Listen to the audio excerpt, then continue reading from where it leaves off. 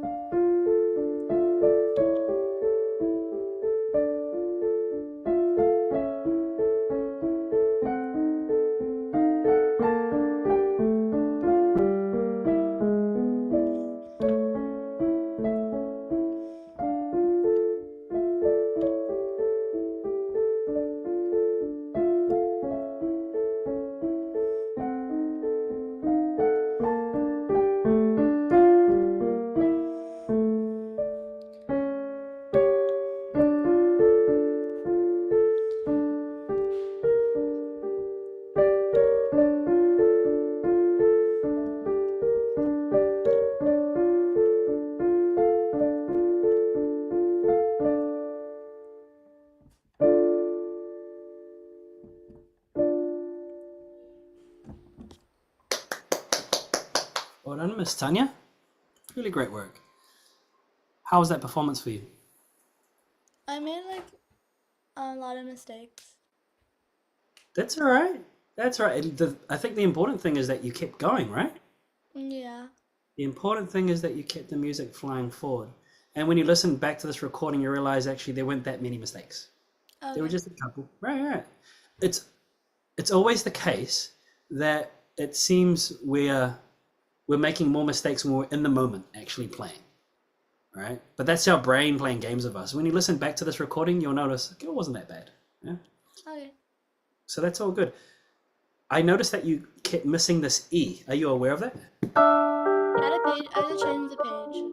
Ah, I see. I see. Okay, cool. So the next thing that you'd want to start focusing on is memory work. Yeah? Okay. Start focusing on the memory now so that you don't need to change the page and that you've got this in your head.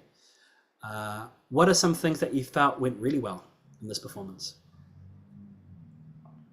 The dynamics, Mm-hmm. Dynamics are pretty good. What else? the We rhythm, could do it. The rhythm? Yeah. How was the tempo for you? that was okay.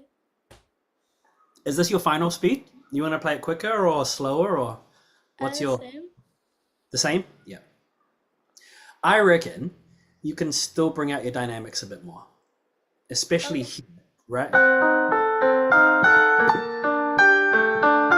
And maybe even go a little bit faster, slightly, because this is Okay. this is this is a peak. This is the peak of the piece, right? Kind of, don't you think? Yeah. This is where it gets quite dramatic. It's all pretty mellow in the opening, and then here, and then the storm leaves. Oh, what if you played it slower and just made it sound a little bit more lonely? What do you think? Could that work as well? Which part? Just in general, the whole piece. And then Like, play that one pass faster. right?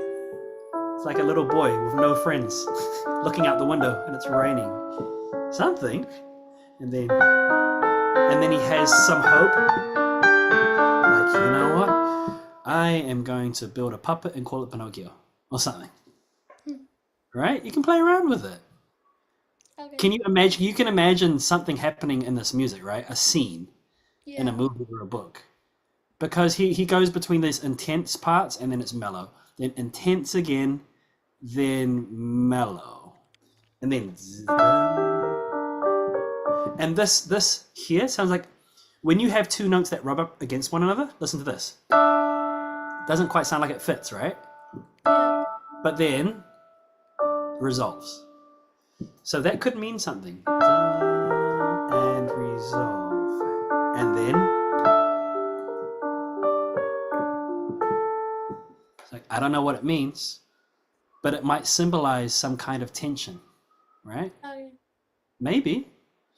You see, what am I trying to do with this piece of music, Tanya? Can you explain what I'm trying to do with it? Give it a story. Yeah. How am I finding inspiration for the story? From what? The notes. The notes. Yeah. Right. Samantha, what are your thoughts? Do you think you can extract the story from this music? Um, to me, it sounds like really, really sad, right? So then some parts, if it goes a little bit, or if there's more movement, I Yeah. think make it a bit louder. And some parts, if it's like a little calmer, then make it slower. I like that. What do you think of that idea, Tanya? That's a good idea. Yeah. And then, so it's nothing major, but it does give a little bit more excitement and direction to your playing. So then you've got this really clear division between something that's peaceful and calm and something that's a little bit more stormy and exciting, right? So perhaps just play around with that there. And I think that once you do, you'll get so carried away at bringing out all these characters, your notes will just fix themselves. Yeah? Okay. Yeah. But cool. Well done. Come back again and play it for us. Once you've put a story to it. All right. Well done. Okay, on we go. Miss Samantha, when you're ready, please introduce yourself and your piece and the composer. My name is Samantha. I'm gonna be playing Ballad and by Frederick Bergmuller. Nice. Okay.